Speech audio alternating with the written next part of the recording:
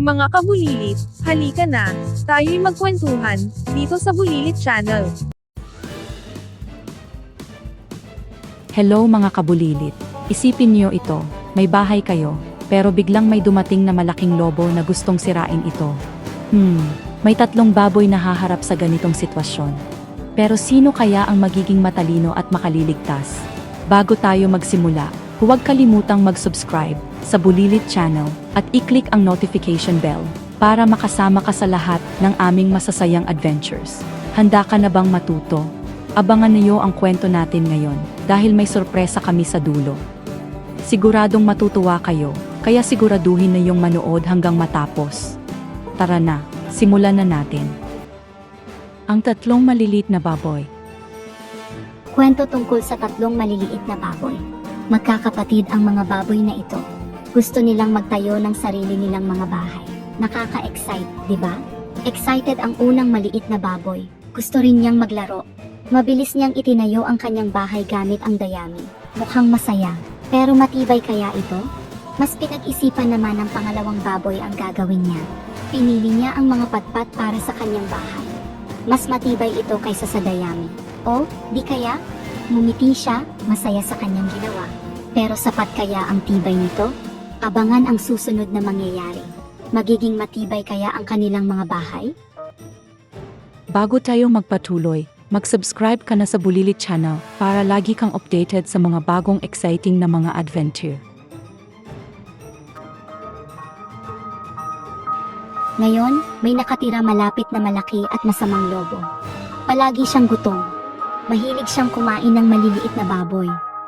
Maniwala ka ba naman? Isang araw, may naamoy ang lobo na masarap. Sinundan niya ang kanyang ilong. Dinala siya nito sa bahay na gawa sa dayami. Ang sarap naman ng amoy! Naisip niya. Kumatok ang lobo sa pinto. Maliit na baboy, papasukin mo ako. Tawag niya. Sumilip ang maliit na baboy sa bintana. Takot na takot siya. Hindi pwede.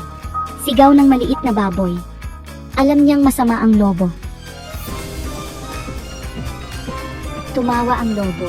Kung ganoon hihipan ko at tutugin ko at sisirain ko ang bahay mo. Sigaw niya. At hinipan niya ng buong lakas. Push. Lumipad ang bahay na dayami. Tumakbo ang maliit na baboy ng mabilis. Tumakbo siya papunta sa bahay ng kanyang kapatid na gawa sa mga patpat. Hinabol siya ng lobo. Nakarating siya sa bahay na patpat. Maliit na baboy, papasukin mo ako. Ungol niya. Nanginig sa takot ang 2 maliliit na baboy. Hindi pwede. Sigaw nila. Galit na ang lobo. Kung ganoon hihipan ko, at pupugin ko, at sisirain ko ang bahay mo. Sigaw niya. At hinipan niya ng buong lakas. Crash! Nasira ang bahay na patpat. Tumakbo ang 2 maliliit na baboy para iligtas ang kanilang buhay. Tumakbo sila papunta sa bahay ng kanilang kapatid. Ang bahay niya ay gawa sa mga tisa. Matibay ito. Hinabol sila ng lobo. Kinatok niya ang pinto. Papasukin niyo ako. Sigaw niya. Sumigaw ang 3 maliliit na baboy. Hindi.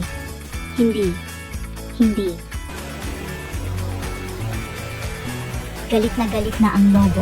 Kung ganoon hihipan ko at pupugin ko at sisirain ko ang bahay mo. Sigaw niya. Huminga siya ng malalim pero hindi natinag ang bahay na tisa. Hinipan at pinugin ulit ng lobo. Wala pa rin. Masyadong matibay ang bahay na tisa. Napatawa ang mga maliit na baboy. Ligtas sila sa loob.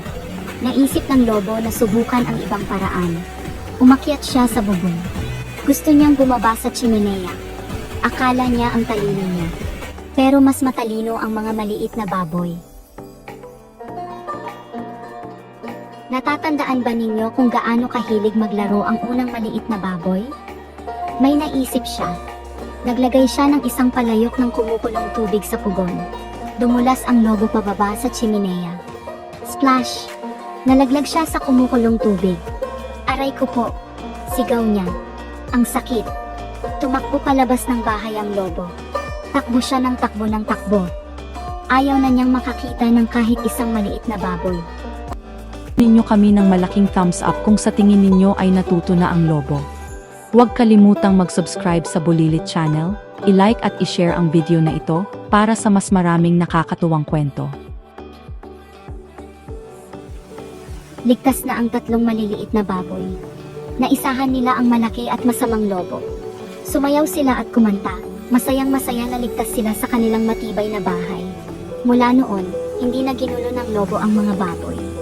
Sabi nila, natuto na siyang kumain ng gulay. Nai-imagine ninyo ba yon? May mahalagang aral na itinuro sa atin ang mga maliit na baboy. Ang sipag at pagpaplano ay may magandang resulta. Tulad ng paggawa ng matibay na bahay, kailangan nating magsikap para maabot ang ating mga pangarap. Hingin ninyo ang pinakamagandang materyales para sa paggawa ng bahay. Ibahagi ang inyong mga sagot sa comments below. Natutunan ng unang maliit na baboy na ang pagmamadali ay maaaring magdulot ng problema. Nalaman ng pangalawang baboy na kahit mas maganda ang materyales, kailangan pa rin ng maingat na pagpaplano. At ang pangatlong baboy, ipinakita niya sa atin na sa sipag at pagpaplano, malalampasan natin ang anumang hamon. Tandaan, mga chikiting, ang paggawa ng isang matibay na bagay ay nangangailangan ng oras at pagsisikap. Pero sulit ang resulta. Ano ang natutunan ninyo sa kwento?